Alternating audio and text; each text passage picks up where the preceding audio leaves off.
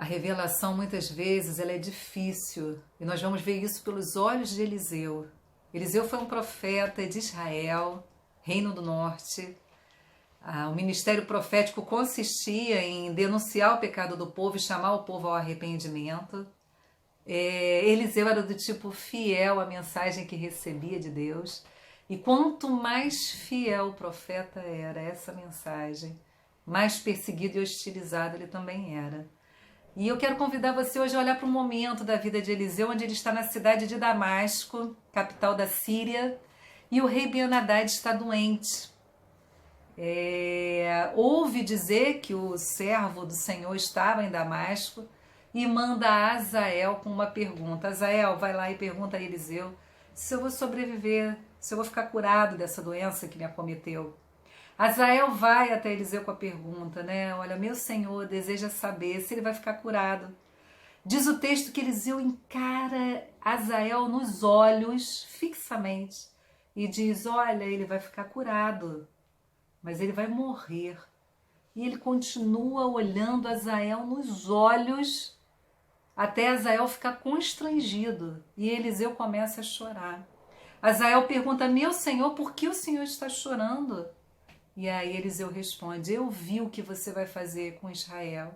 Você vai incendiar nossas fortalezas, você vai esmagar nossas crianças, você vai matar nossos jovens à espada, você vai rasgar ventres de mulher grávida. Aí Azael fala, mas eu sou um cão, eu sou um servo, como eu vou fazer essas coisas? E Eliseu diz, você vai ser rei da Síria.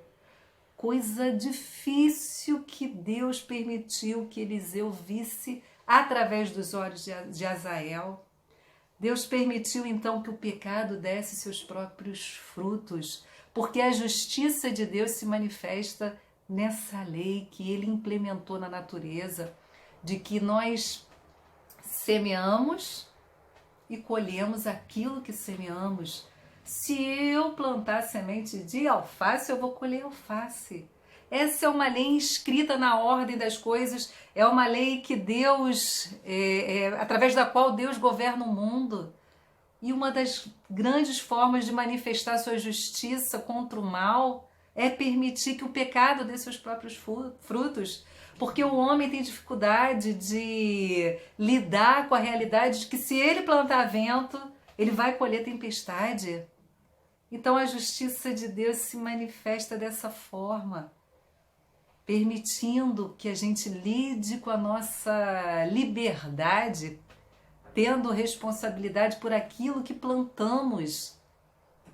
Quando Deus vai até Caim e fala, olha, o sangue do seu irmão clama, escuta Caim, o sangue do seu irmão clama sobre a terra. Caim havia matado Abel.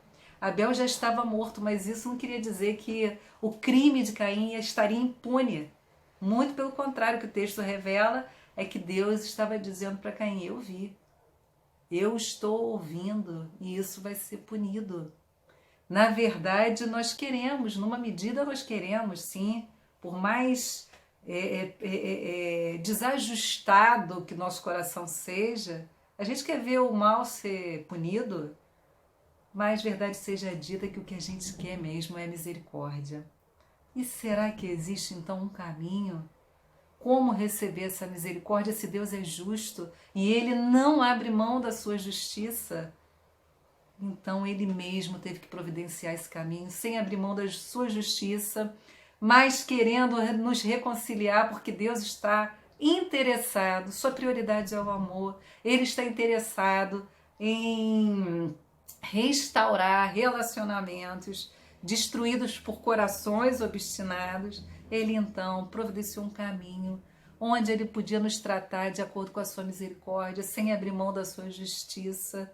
Ele então envia o seu Filho Jesus Cristo, santo homem que semeou vida e por isso colheu vida, homem que andou no caminho reto. Ele então cumpriu aquilo que a lei da justiça, a lei que manifesta a justiça de Deus pedia. Ele então cumpre, ele então é punido no nosso lugar, porque não é possível que o mal não seja punido. Isso para a gente é conforto e segurança, Ele puniu no seu Filho para que eu e você fôssemos tratados com misericórdia, para que a graça dele nos alcançasse, para que então nós experimentássemos esse governo justo, desse que diz lá em 2 Samuel, esse que reina como o sol na manhã, quando o sol nasce pela manhã e brilha sobre a terra e faz com que grama verde nasça da terra. Vocês entendem então como é ser governado por um Deus justo?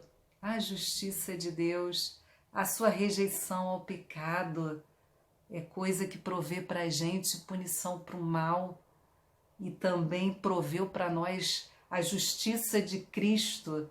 Através dessa justiça de Cristo que Deus proveu, nós hoje somos tratados com misericórdia. O que você deseja é misericórdia.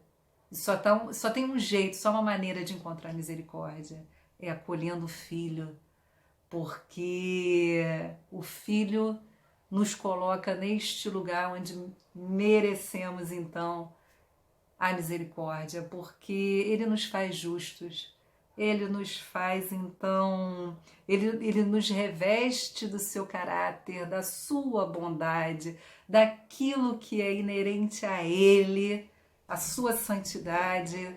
Ele nos reveste então dessas suas boas obras e nos coloca diante de Deus nessa condição de recebermos a sua misericórdia. Por isso que nós que cremos nesse Deus, que cremos nesse Cristo, insistimos tanto para que você entregue sua vida a Ele, para que você experimente de misericórdia, justa misericórdia, perfeita misericórdia, que venha a nós sem que a gente mereça, mas sem também que Deus precise abrir mão da segurança que é julgar todas as coisas com justiça. Deus te abençoe.